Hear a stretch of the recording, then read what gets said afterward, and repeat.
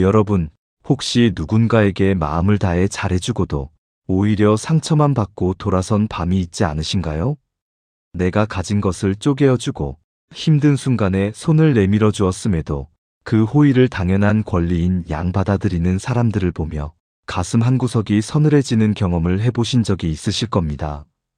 우리는 살아가면서 수많은 사람을 만납니다. 그 중에는 맑은 물처럼 우리 영혼을 씻어주는 사람도 있지만 반대로 진흙탕처럼 우리의 마음을 어지럽히고 고마움을 모르며 오히려 우리의 선의를 이용하려는 사람들도 분명 존재합니다. 그럴 때 우리는 자책하곤 합니다. 내가 좀 더 참았어야 했나? 내가 너무 예민한 것인가? 하고 말입니다. 하지만 여러분, 그것은 여러분의 잘못이 아닙니다. 인간의 본성 깊은 곳에는 받은 은혜는 모래 위에 새기고 서운함은 바위에 새기는 고약한 심리가 숨어 있기 때문입니다. 오늘은 조선의 실학자 다산 정약용 선생님과 독일의 염세주의 철학자 아르투어 쇼펜하우어 이 두 거장의 지혜를 빌려 고마운 줄 모르는 본성이 못된 사람들을 어떻게 대해야 하는지, 그리고 그들에게 어떤 한마디를 던져야 우리의 존엄을 지키고 그들의 태도를 바꿀 수 있는지 아주 깊이 있게 파헤쳐 보려 합니다. 오늘 우리가 함께 살펴볼 핵심 원칙은 크게 네 가지입니다. 첫째, 인간의 이기적인 본성을 냉철하게 꿰뚫어보는 쇼펜하우어의 통찰입니다. 둘째, 관계를 맺고 끊음이 분명해야 한다는 정약용 선생님의 엄격한 가르침입니다. 셋째, 무례한 사람의 입을 다물게 하고 태도를 바꾸게 만드는 결정적인 한마디와 행동입니다. 넷째, 마지막으로 상처받은 내 마음을 치유하고 단단한 나로 홀로 서는 법입니다. 본격적인 이야기에 앞서 짧은 이야기 하나를 들려드리겠습니다.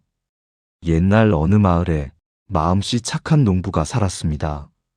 이 농부는 자신의 곡간을 열어 흉년이 들 때마다 이웃들에게 곡식을 나눠주었습니다.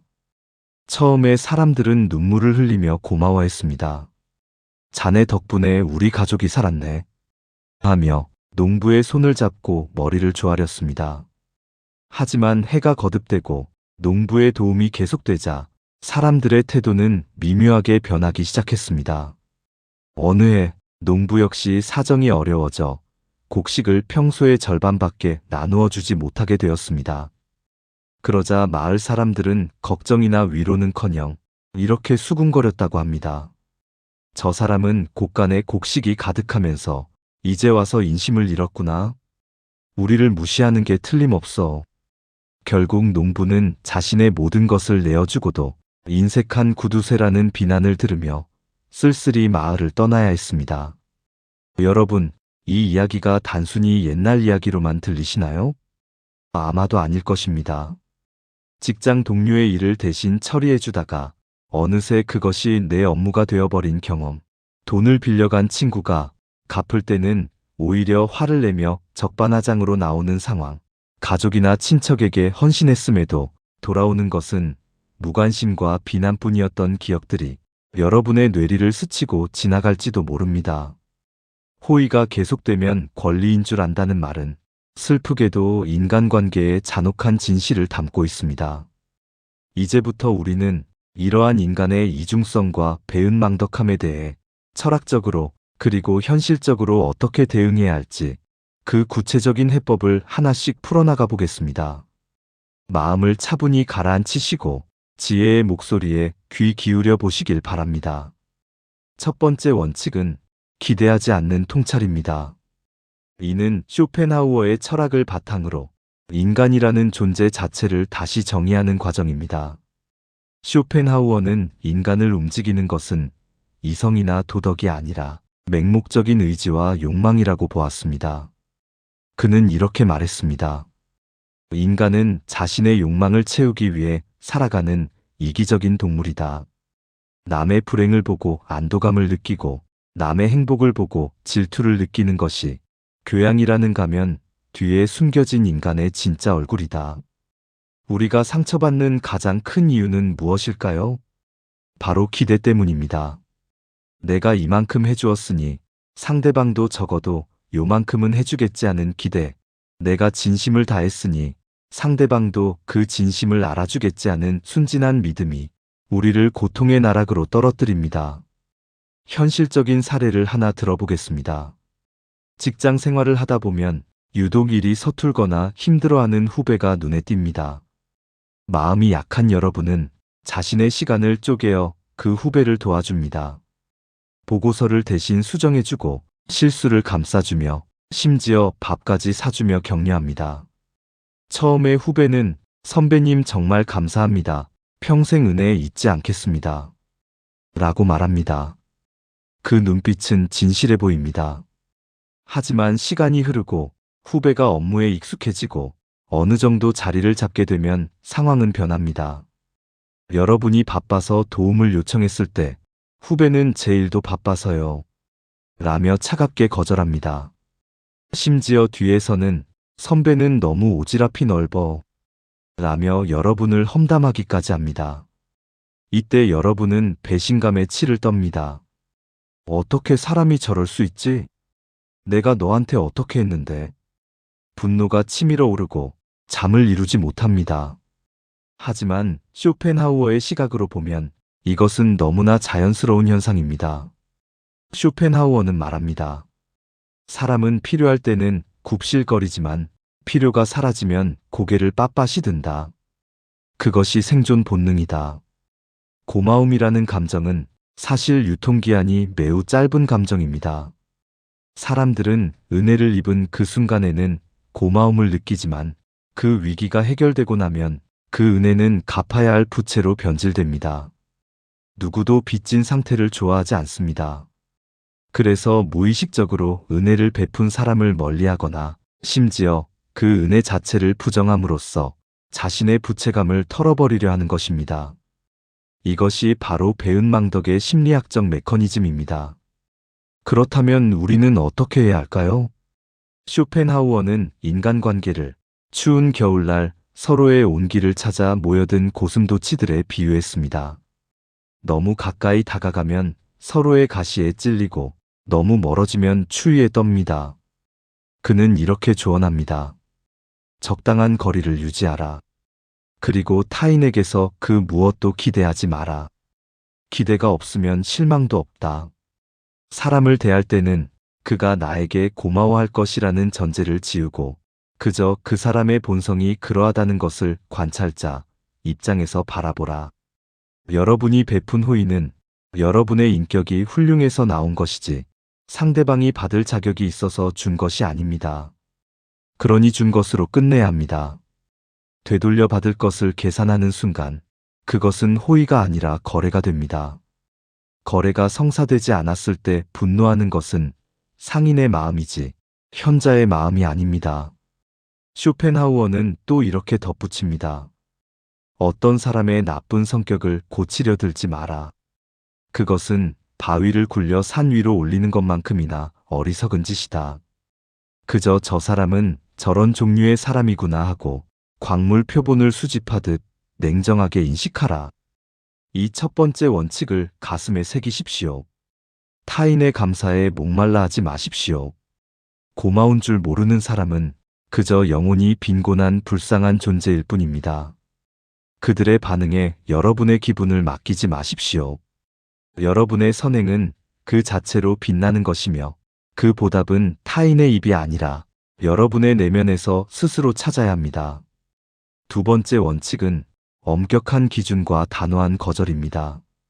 이는 다산 정약용 선생님의 실용적이고도 꼿꼿한 선비정신에서 배울 수 있습니다. 정약용 선생님은 오랜 유배 생활 동안 수많은 사람에게 배신당하고 세상의 비정함을 온몸으로 겪었습니다. 잘 나갈 때 곁에 있던 친구들은 그가 죄인이 되어 유배를 떠나자 썰물처럼 빠져나갔고 심지어 그를 모함하여 더 큰 공경에 빠뜨리기도 했습니다. 그런 그가 아들들에게 보낸 편지에는 사람을 대하는 뼈저린 지혜가 담겨 있습니다. 정약용 선생님은 무조건적인 착함을 경계하셨습니다. 그는 말씀하셨습니다. 착한 것은 좋으나 지혜 없이 착하기만 한 것은 어리석음이다. 남에게 퍼주기만 하고 자신의 곳간을 지킬 줄 모르는 자는 결국 자신뿐만 아니라 가족까지 굶주리게 만든다. 우리는 흔히 거절을 잘 못하는 사람을 착한 사람이라고 부릅니다. 하지만 정약용 선생님의 기준에서 보면 그것은 착한 것이 아니라 약한 것입니다. 자신의 원칙이 없고 남의 눈치를 보느라 중심을 잡지 못하는 것입니다. 본성이 못된 사람들은 기가 막히게 이런 약한 착함을 냄새 맡습니다. 그리고 그 틈을 파고들어 처음에는 작은 부탁을 하고 점점 더 무리한 요구를 하며 나중에는 여러분의 모든 것을 빼앗으려 듭니다. 현실적인 사례를 봅시다. 평소 돈 거래를 하지 않겠다고 다짐했던 여러분에게 친한 친구가 급하다며 돈을 빌려달라고 합니다. 여러분은 거절하고 싶지만 친구가 실망할까봐 혹은 매정한 사람으로 보일까봐 억지로 돈을 빌려줍니다.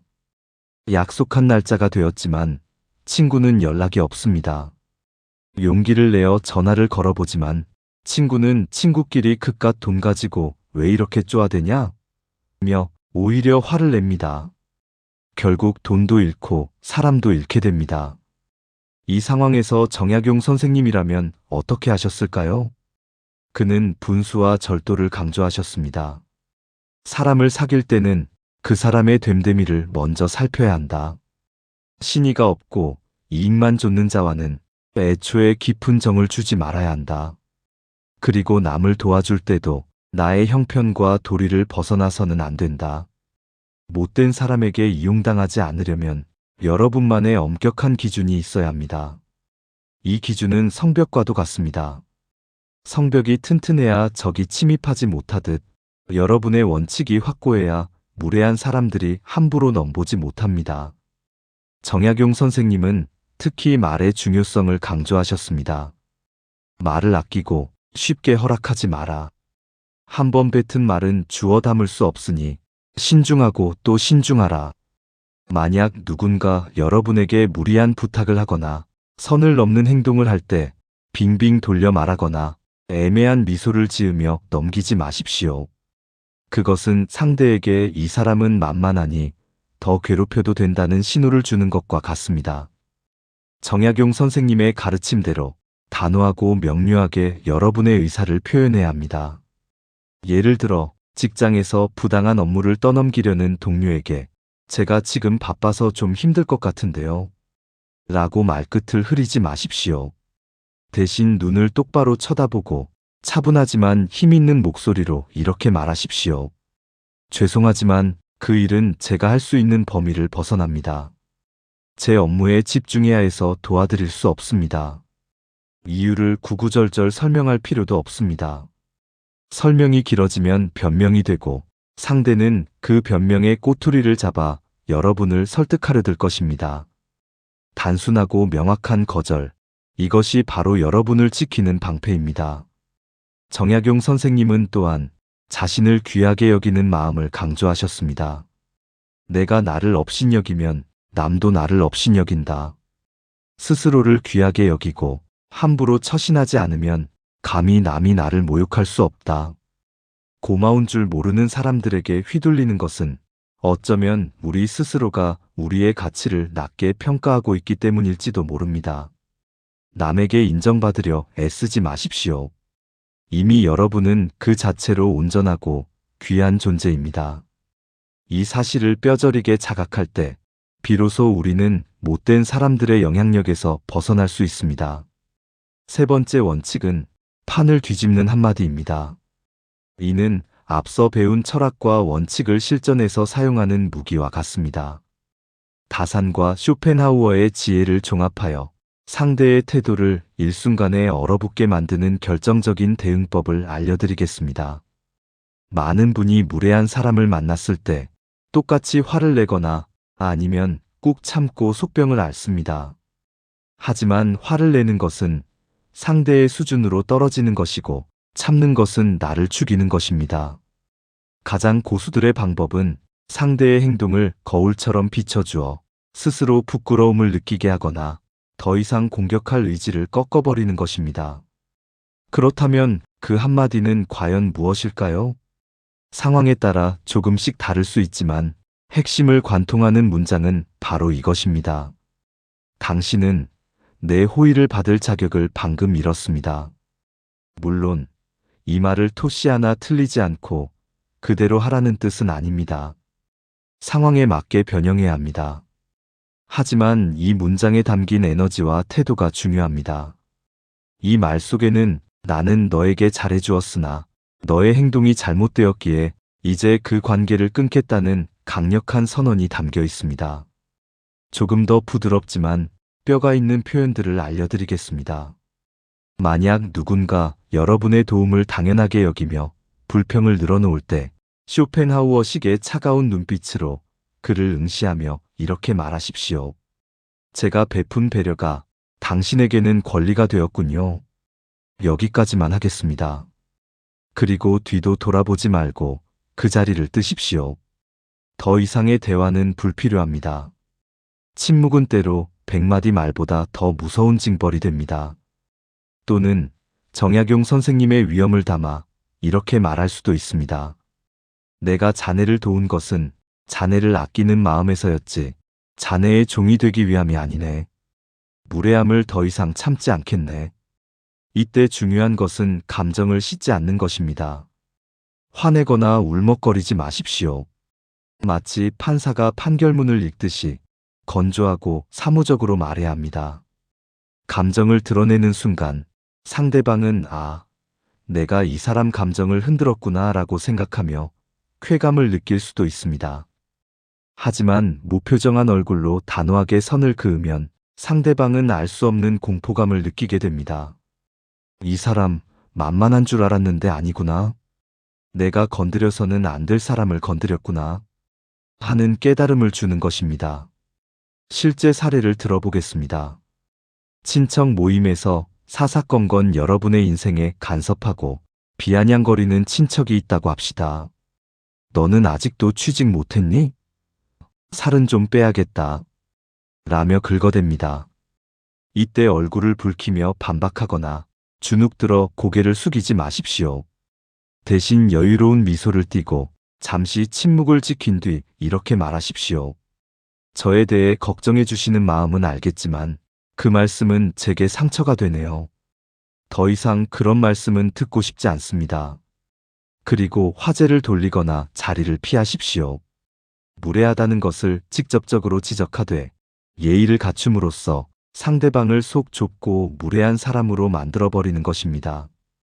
주변에 다른 사람들이 있다면 효과는 배가 됩니다. 그 친척은 얼굴이 화끈거려 더 이상 입을 열지 못할 것입니다. 이런 대응이 처음에는 어려울 수 있습니다. 심장이 쿵쾅거리고 목소리가 떨릴 수도 있습니다. 하지만 연습해야 합니다. 거울을 보고 연습하십시오. 이 한마디는 여러분을 지키는 칼이자 방패입니다. 쇼펜하우어는 말했습니다. 예의 바름은 지혜에 속하고 무례함은 무지에 속한다. 무례한 자에게 예의를 갖추는 것은 개에게 인간의 예절을 기대하는 것과 같다. 때로는 몽둥이가 필요하다. 여기서 몽둥이는 폭력이 아니라 여러분의 단호한 태도와 촌철살인의 한마디입니다. 기억하십시오. 여러분이 이 한마디를 던졌을 때 상대방이 사과하고 태도를 바꾼다면 다행입니다. 하지만 오히려 뭐 그런 거 가지고 정색하냐며 적반하장으로 나온다면 그때는 주저없이 관계를 끊으십시오. 그것은 그 사람이 개선 불가능한 종자임을 스스로 증명한 것입니다. 그런 사람을 곁에 두는 것은 썩은 사과를 싱싱한 사과 상자에 넣어두는 것과 같습니다. 결국 여러분의 마음까지 썩게 만들 것입니다. 네 번째 원칙은 고독의 즐거움과 내면의 자유입니다. 관계를 정리하고 난 후 찾아오는 허전함과 죄책감을 다스리는 법입니다. 우리는 못된 사람들을 끊어내고 나서도 종종 후폭풍에 시달립니다. 내가 너무 매정했나? 그래도 예정이 있는데 나만 나쁜 사람 되는 거 아닐까? 하는 생각들이 꼬리에 꼬리를 묻니다. 이때 필요한 것이 바로 쇼펜하우어의 고독에 대한 찬사입니다. 쇼펜하우어는 철저한 고독 예찬론자였습니다. 그는 말했습니다. 인간은 혼자 있을 때 비로소 온전한 자신이 된다. 고독을 사랑하지 않는 자는 자유를 사랑하지 않는 자다. 왜냐하면 인간은 혼자 있을 때만 자유롭기 때문이다. 타인과의 관계는 필연적으로 갈등과 제약을 동반합니다. 우리는 남에게 맞추기 위해 가면을 쓰고 나의 본 모습을 억누릅니다. 하지만 관계를 정리하고 홀로 남겨졌을 때 우리는 그제야 가면을 벗고 숨을 쉴 수 있습니다. 고마운 줄 모르는 사람들을 떠나보낸 자리에 남는 것은 외로움이 아니라 홀가분함이어야 합니다. 쓰레기를 버리고 나서 쓰레기통이 비어서 허전하네라고 말하는 사람은 없습니다. 오히려 집이 깨끗해졌다고 기뻐해야 마땅합니다. 인간관계도 마찬가지입니다. 내 에너지를 갉아먹는 해로운 존재들이 사라진 공간을 나 자신을 위한 시간, 나를 진정으로 아껴주는 소중한 소수와의 시간으로 채우십시오. 정약용 선생님 역시 유배지에서의 고독을 학문과 수양의 기회로 삼으셨습니다. 그는 텅 빈 방에서 홀로 책을 읽고 글을 쓰며 자신의 내면을 단단하게 다졌습니다. 그는 아들에게 이렇게 말했습니다. 혼자 있는 시간을 두려워 마라. 군자는 홀로 있을 때 더욱 삼가고 자신의 마음을 들여다본다. 세상의 시끄러움에서 벗어나 내 안의 목소리에 귀 기울여라. 여러분, 인맥이 넓은 것이 성공한 인생이 아닙니다. 1000명의 지인보다 나를 진정으로 이해해주는 한 명의 친구, 아니, 굳이 친구가 없더라도 스스로와 잘 지내는 내가 훨씬 더 가치 있습니다. 쇼펜하우어는 지적으로 뛰어난 사람일수록 고독을 즐긴다고 했습니다. 내면이 풍요로운 사람은 타인에게 의존할 필요가 없기 때문입니다. 반면 내면이 공허한 사람일수록 끊임없이 사람을 찾아다니며 자신의 빈 곳을 채우려 합니다. 고마운 줄 모르는 그 사람들, 알고 보면 혼자서는 아무것도 못하는 내면이 텅 빈 겁쟁이들일 뿐입니다. 그들을 불쌍히 여기되 결코 곁을 내주지는 마십시오. 이제부터 여러분은 여러분의 마음의 정원을 가꾸는 정원사가 되어야 합니다. 아름다운 꽃과 나무에는 물을 주고 햇볕을 쬐어주되 영양분을 뺏어 먹는 잡초는 가차없이 뽑아버려야 합니다. 잡초를 뽑는 것을 미안해하지 마십시오. 그것은 정원을 지키기 위한 정원사의 신성한 의무입니다.